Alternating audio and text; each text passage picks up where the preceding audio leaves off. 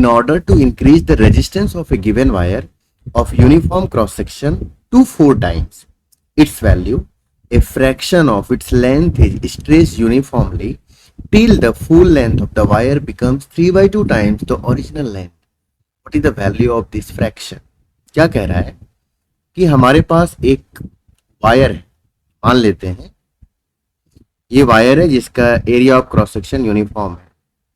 इस वायर का length L मान लेते हैं, एरिया A मान लेते हैं, रेजिस्टिविटी रो मान लेते हैं। क्वेश्चन बोला है in order to increase the resistance of a given wire, हम चाहते हैं कि इसका रेजिस्टेंस बढ़ जाए। कितना बढ़ जाए? 4 times. A fraction of its length is stretched, तो कुछ पार्ट इसका जो है स्ट्रेच किया गया, तब तक स्ट्रेच किया गया जब तक कि उसका पूरा लेंथ 3/2 टाइम्स ना हो जाए। तो बोला है उस फ्रैक्शन का वैल्यू बताइए। तो अप्रोच समझिए, कहना क्या चाह रहा है क्वेश्चन कि ये हमारे पास एक वायर है जिसका area of cross section A है, रेजिस्टिविटी रो है और लेंथ L दिया हुआ है।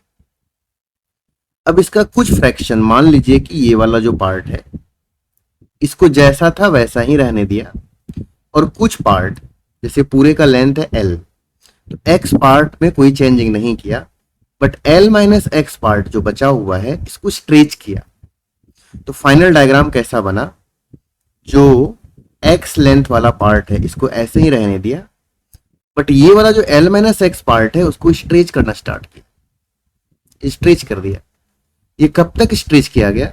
जब तक कि पूरे का लेंथ 3/2 टाइम्स मतलब 1.5 L हो जाए, ऐसे स्ट्रेच किया। तो आप एक बार और क्वेश्चन समझिए, in order to increase the resistance, हम चाहते हैं कि इसका रेजिस्टेंस 4 गुना हो जाए पहले की तुलना में। तो आप सोच के देखिए, इसका जो रेजिस्टेंस आएगा वो क्या मिलेगा? R equal to rho L by area. Area of cross section अगर A है तो यहाँ पे A लिख दिया जाएगा। हम चाहते हैं इसका रेजिस्टेंस 4R हो जाए, मतलब 4 टाइम्स हो जाए पहला का। क्वेश्चन में क्या बोला है? ए fraction of its length is stretched, कुछ फ्रैक्शन को स्ट्रेच किया गया, मतलब ये जो X लेंथ है वो जैसा था वैसा ही रहा, इसमें चेंजिंग नहीं हुआ। बट ये जो पार्ट L माइनस X है, मतलब इसका जो फ्रैक्शन है कुछ पार्ट का, इसको स्ट्रेच किया गया। तब तक स्ट्रेच किया गया जब तक कि पूरे का लेंथ 3/2 टाइम्स हो जाए, मतलब पूरे का यहाँ पे लेंथ L था तो यहाँ पे 1.5 L हो गया 3/2 टाइम्स। तो सोचिए X पार्ट हमारा स्ट्रेच नहीं हुआ, X पार्ट पहले जैसा था वैसा ही है, बट ये लेंथ हमारा स्ट्रेच होकर अब जो ये नया लेंथ आया होगा वो क्या आया होगा? 1.5 L माइनस X, क्योंकि X पार्ट तो जैसा पहले था वैसा ही है, बट ये वाला भी स्ट्रेच हो गया। क्वेश्चन में बोला है कि ये जो पूरे का रेजिस्टेंस है वो 4 टाइम्स है। मान लेते हैं इसका रेजिस्टेंस है R1, इसका रेजिस्टेंस है R2, तो हम ऐसा बोल सकते हैं कि R1 प्लस R2 ये सीरीज कॉम्बिनेशन है, तो R equivalent R1 plus R2 आएगा। इसका जो वैल्यू है वो 4 टाइम्स है इनिशियल रेजिस्टेंस के, ये क्वेश्चन में लिखा हुआ है। To 4 times its value a fraction of its length is stretched. इसका मतलब हम चाहते हैं कि जो पहले का रेजिस्टेंस था और जो बाद का रेजिस्टेंस आया वो पहले का 4 टाइम्स हो गया। तो आप सोच कर देखिए, जब इस वायर को स्ट्रेच किया गया होगा, ये वाला एरिया तो चेंज नहीं हुआ, बट ये वाला एरिया हमारा बदल गया। A डैश मान लेते हैं, पहले पूरे का area of cross section A था, बट इस पार्ट को जब स्ट्रेच किया गया तो इसका एरिया बदल के मान लेते हैं A डैश हो गया। तो R1 का वैल्यू क्या मिलेगा? मतलब ये वाला जो पार्ट है X पार्ट, उसका रेजिस्टेंस क्या मिलेगा?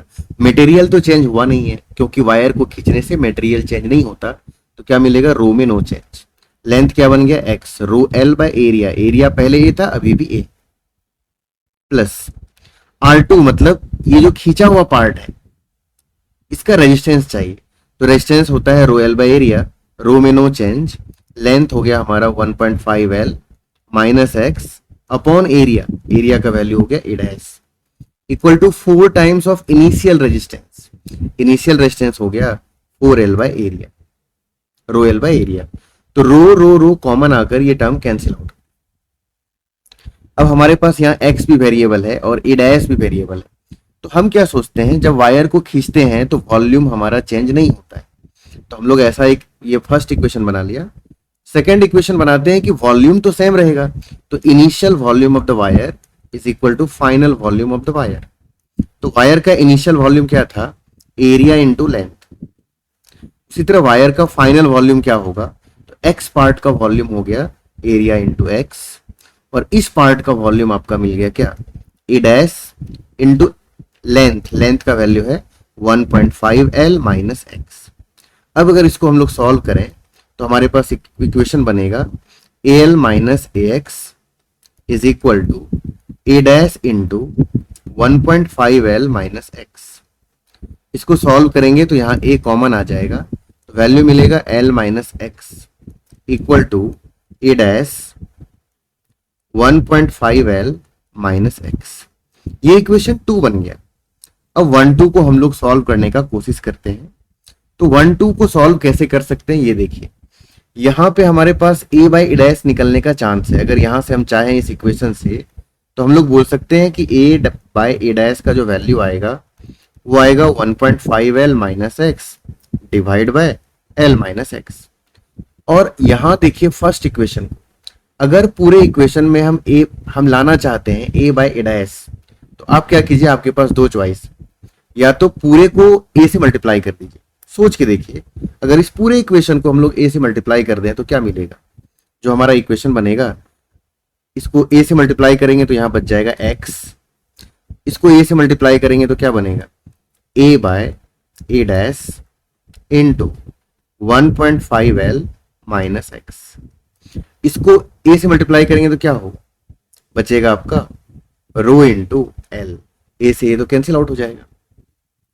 अब यहां से a बाई ए डैश का वैल्यू हम लोगों को क्वेश्चन में दिया हुआ है, रो यहां कैंसिल आउट हो गया था ऑलरेडी, है ना, ये 4 कैंसिल आउट नहीं होगा, 4L बाई ए बचेगा, है 4L, और a से a तो कैंसिल आउट हो गया तो 4L बच गया।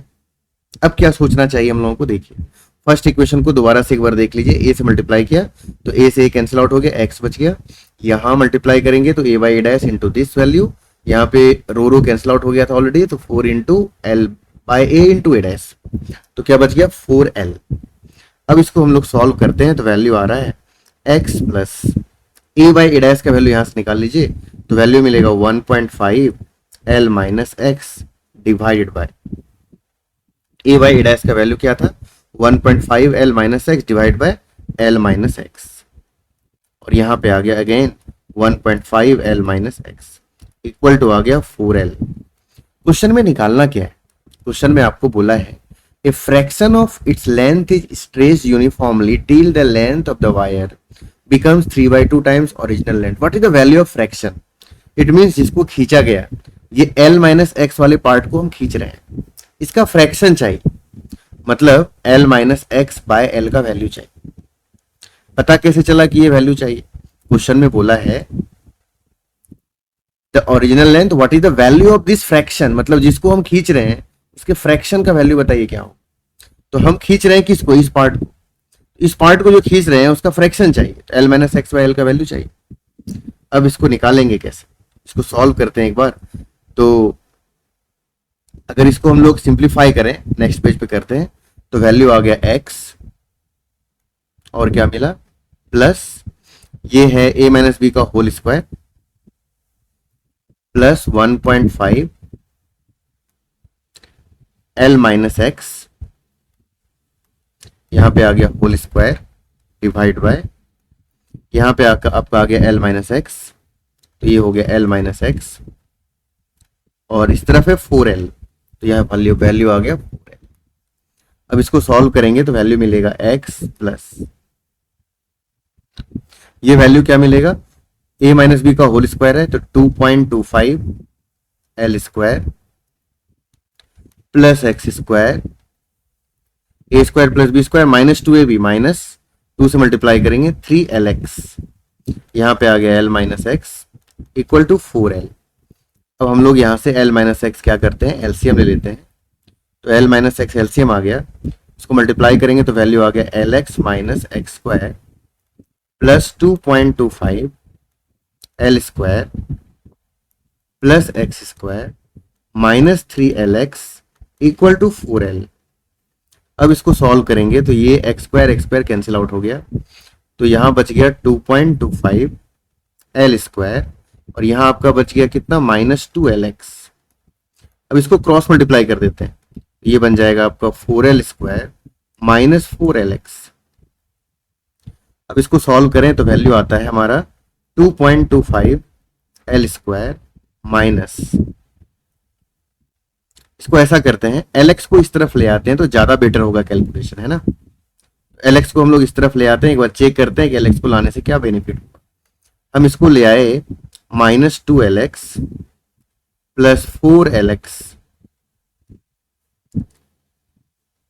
Plus 2.25 L square minus 4L square equal to 0। जब इसको सॉल्व करेंगे तो वैल्यू आ गया, इसको ये आ गया 2LX, और इसको जब सॉल्व करेंगे 4 माइनस 2.25 क्या मिलेगा 1.75 माइनस, ये आ गया 1.75 एल स्क्वायर इक्वल टू 0। अब हमारे पास कुछ कॉमन टर्म्स आ रहा है, देखिए ध्यान से कॉमन क्या आ रहा है, कॉमन आ रहा है L, तो यहां से L कॉमन ले लेते हैं तो यहां आएगा 2x minus 1.75 L equal to 0। तो ये वाला 0 उस तरफ चला जाएगा तो 0 L का वैल्यू दे देगा, तो क्या बचेगा 2x minus 1.75 L equal to 0। इसको सॉल्व करेंगे तो वैल्यू आ गया 2x इक्वल टू 1.75 L। तो यहां से एक रिलेशन आ जाएगा हम लोगों के पास, क्या मिलेगा x by L equal to 1.75 by 2, इसका पॉइंट उड़ाएंगे 2 0 आ गया, 25 से 7 टाइम्स में, 25 से 8 टाइम्स में, तो x बाय एल आ गया 7 बाय 8। अब हम लोगों को क्वेश्चन में क्या निकालना था, कितना फ्रैक्शन, ये जो l माइनस एक्स का फ्रैक्शन चाहिए था, कितना फ्रैक्शन इसका खींचा गया है, तो हम लोगों को वैल्यू निकालना था l minus X by L का। तो हम यहां से क्या बोल सकते हैं, किसी का वैल्यू एक टर्म में ले आइए, ज्यादा बेटर होगा। इसको अगर ब्रेक करें तो क्या मिलेगा l minus L minus X by L, तो इसको सॉल्व करेंगे तो 1 माइनस एक्स बाय एल का वैल्यू क्या है 7 बाय 8, इसको सॉल्व करेंगे तो आ जाएगा 8 माइनस 7 1 बाय 8। तो ये जो फ्रैक्शन जिसका खींचा गया था वो क्या निकला 1 बाय 8, तो करेक्ट आंसर जो आएगा वो 1 बाय 8 आएगा, मतलब ऑप्शन नंबर बी आ गया।